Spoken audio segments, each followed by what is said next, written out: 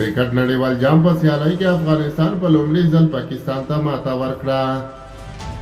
سلام ستړي مشئ په موږ د امپراتور ټي وي یوټیوب چینل څخه ورزشي او مهم خبر ته. د افغانستان د کرکټ ملي لوبډلې د نړیوال جام پر مهال له پاکستان لوبه وګټله. افغانستان تر دې مخکې په اوویو ورځنیو لوبو کې له پاکستان ماته خوړلې وه، خو د دوشنبې نه وروسته یعنې اتمې لوبې هر څه بدل کړل. افغان لوبغاړي بالاخره وتوانېدل چې د کرکټ په یوه ورځنیو لوبو کې پاکستان مات کړي. د هند په کوربهتوب روان نړیوال جام کې د افغانستان او پاکستان لوبه د چینایي په لوبغالي کې وشوه چې پاکستان په لومړۍ بیټینګ یا توپوهنې سره 283 منډې هدف وټاکه. د پاکستان لپاره عبدالله شفق 58 لوبډل مشر بابر اعظم 4 او افتخار احمد او شاداب خان 40 چټکې منډې وکړې. د افغانستان لپاره ځوان وروتو پاچاونکي نور احمد لکنوال 3، نوین الخطبه محمد نبی او عظمت و مزی یوه وکټ واخیسته. د افغانستان د کرکټ ملي لوبډله وتوانېده چې د پاکستان لخوا ورکړل شوی د 283 منډو هدف یوازې د 2 لوبغاړو په سوځېدو پوره کړي. د لوبې غوره لوبغاړی ابراهیم ځدران شو چې 7 منډې جوړې کړې وې.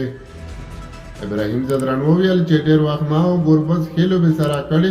د اول وار نه و موږ سره ډېر کرکټ کړی، ان 14 کلونو ټیم سره یو ځای او کله یو بل سره د لوبې پر مهال خبرې کوو. که ګوربز لخوا هم ښه پیل نه وای شوی نو قایمه هم د پاکستاني بالرانو لخوا مشکل جوړېده، مګر ګوربز ماښام ملاتړ وکړ، موږ دواړو ښه لوبه وکړه او د لوبډلې لپاره یو ښه پیل وشو. د افغانستان او پاکستان لوبې تل له ورزش ورهاخوا د دواړو هیوادونو خلکو ته مهمې بلل شوي او د خبرونو سر ټکي جوړوي. افغان لوبغاړو داسې وخت د پاکستان لوبډلې ته ماته ورکړه چې د پاکستان چارواکو هلته میاشتو شاوخوا 1 میلیون او 7 کډوالو ته وخت ورکړی چې د همدې میاشتې تر پایه له دغه هیواد ووځي، که نه په زور به یې وباسي.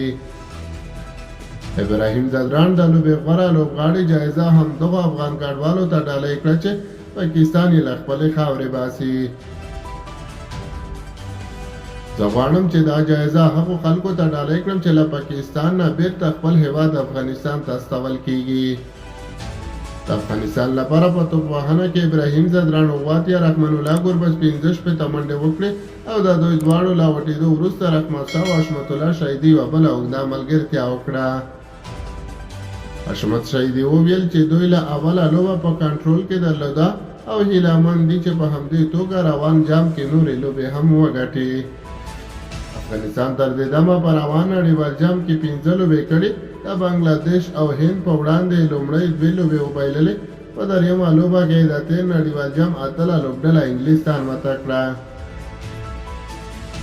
څلورمه لوبه یې نیوزیلینډ ته وبایلله او په 5مه یوه کې پاکستان له مخې پورته کړ.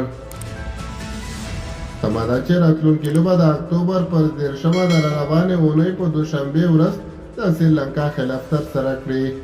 تر هغه وروسته به افغان لوبډله هالند، استرالیا او جنوبي افریقا سره مخ شي.